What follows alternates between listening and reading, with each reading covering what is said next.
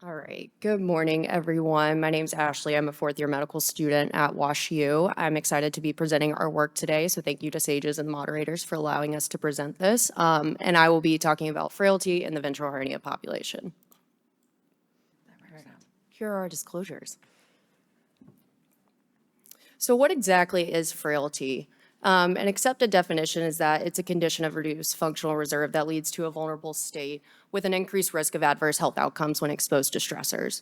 And this was really first introduced by Freed in 2001, and they really coined this frailty phenotype, which manifests as a decline in 5 components that include lean body mass, strength, endurance, walking performance, and activity level. But over the last 20 or so years, there's another model that's kind of emerged that's called the multidimensional model. And it says frailty really goes beyond just functional status in that it encompasses physical, cognitive, and psychosocial measures that may impact overall functional status. So it's really difficult to assess frailty in the preoperative period because there's really no comprehensive assessment or gold standard screening tool. There's no standardized language that describes frailty in the literature.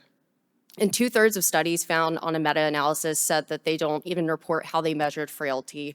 And all these really serve as barriers to incorporating frailty in the preoperative assessment because as surgeons, it's easy to see, oh, a patient you think is going to be frail, but there's really no quantifiable metrics that you can use to say, okay, this is a frail patient. So in our study, we aimed to evaluate the prevalence of frailty and sarcopenia in the elective ventral hernia population. And we wanted to compare the validated frailty and sarcopenia measures. We did this through a single institution prospective cohort study that ran for 6 months. We had patients who were over 18, so we enrolled all eligible adult patients, not just a specific age cutoff, who were coming to our office for a scheduled consultation for a ventral hernia repair, and if patients could provide informed consent.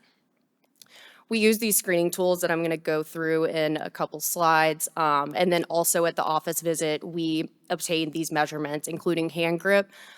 We did a handheld body composition assessment that took patients' BMI, muscle mass, and body fat percentage, and then had patients perform a timed up and go test, which involves patients sitting in a chair, rising, walking 3 meters, turning around, coming back to the chair, sitting down, and then that's timed in seconds.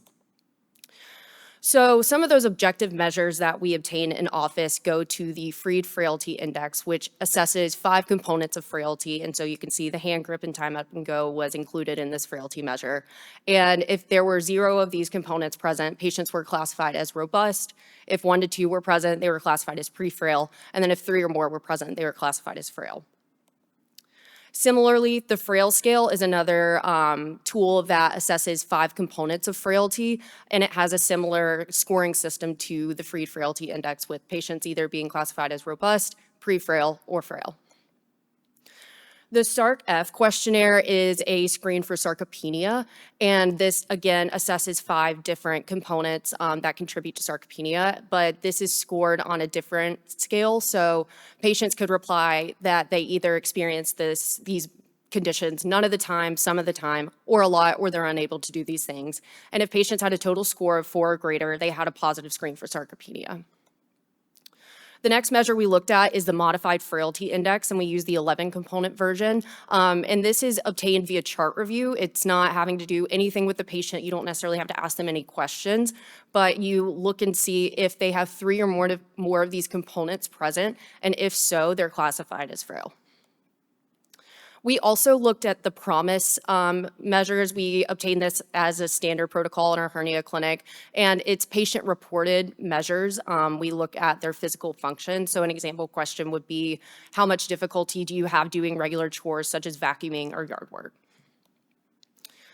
So we found we in total had 63 patients enrolled. Their average age was 6 years old, 57% were female, their average BMI was 32.4, and then their average physical PROMIS score was 43.6, which is lower than the standard median, which is 50.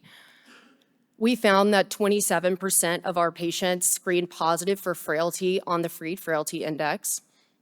24% of our patients screened positive for frailty on the frail scale. 19% screened positive for frailty by the modified frailty index, and then 24% of our patients screened positive for sarcopenia on the SARC-F questionnaire. So then we looked at those patients who screened positive for one or more of these screening tools that we used, and that was 25 of our 63 patients, and compared those to those who didn't screen positive for any of these. We found that on average, they were older, more likely to be female, and had a higher BMI, as well as having more comorbidities with measured by the Charlson Comorbidity Index, as well as being on more preoperative medications. And then we looked at some of their functional status, and they had lower physical promise scores, which indicate a worse functional status. They had a weaker hand grip, and then a longer timed up and go, on average 70% more than those who screen negative. We then looked at a correlation matrix and used the Spearman's rank order correlation to compare who is screening positive and if these really match up by each of those scores that we used. And we found that the Freed Frailty Index had the highest average correlation coefficient of 0.535, and then the Frail scale was the next highest at 0.525. And we actually found that the Modified Frailty Index had the lowest of any of these screening tools with an average correlation coefficient of 0.4. And this kind of visualization, the larger and darker the circle is, the higher, the closer to 1 the correlation coefficient is. We also looked at which patients are screening positive on which measures. We found that 6 patients screened positive on all 4 of these measures that we looked at. And then we also found that those who screened positive on the Freed Frailty Index had a greater overlap than those who screened positive on the Modified Frailty Index, for example.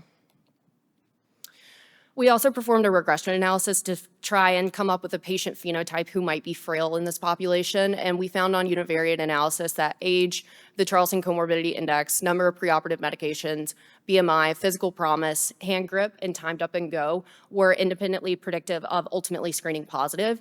But then once you run a multivariate analysis with all of these metrics, the timed up and go was the only independent variable who could predict ultimately screening positive. And each second increase on timed up and go conferred a 1.9 times odds of screening positive. So in all, we found that frailty was more present in our ventral hernia population than previously reported in the literature. We say that the Free Frailty Index and the Frail scale had the strongest evidence for detecting frailty in this population because of their strong correlation with the other measures used, both objective and subjective through the patient-reported outcomes. And their individual questions were ultimately highly correlated with screening positive. We also found that the timed up and go is a valuable proxy for screening positive for frailty, and that frailty truly goes beyond just an aggregation of comorbidities. So with that, I thank you, and I open to questions.